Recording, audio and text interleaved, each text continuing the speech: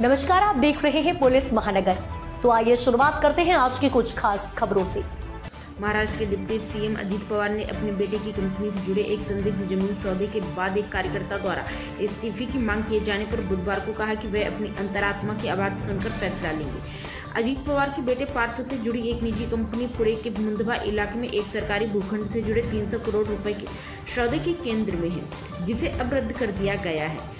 अनियमितताओं के आरोपी और विपक्ष की आलोचना के बाद राज्य सरकार ने पिछले हफ्ते इस सौदे को रद्द कर दिया और राजस्व विभाग के एक सीनियर IAS अधिकारी की अध्यक्षता में जांच के आदेश दिए।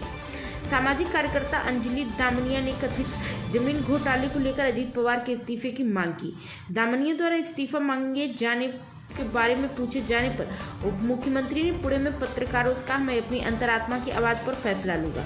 अजित पवार ने अपने बेटे का बचाव करते हुए दावा किया कि पार्थ की इस बात की जानकारी नहीं थी कि कंपनी द्वारा खरीदी गई जमीन सरकार की है। दिल्ली में 10 नवंबर को हुए कार विस्फोट के बारे में पूछे गए एक सवाल के जवाब में अजित पवार ने कहा कि मंगलवार को मुंबई में सुरक्षा समीक्षा बैठक हुई और महाराष्ट्र को हाई अलर्ट पर रखा गया।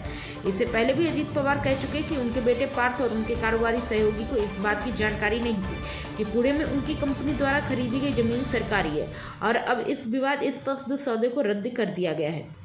पवार ने मुंबई में एक कार्यक्रम में कहा कि हमने कभी सत्ता का दुरुपयोग नहीं किया और न ही कभी अहंकार किया। सत्ता का दुरुपयोग ज्यादा दिन नहीं चलता। जनता हमें 8 लाख वोटों से इसलिए चुनती है क्योंकि हम उनके लिए ईमानदारी से काम कर सकते हैं। जनता और हमारे पार्टी कार्यकर्ताओं की बदौलत ही हम लगातार चुनाव जीतते आ रहे हैं।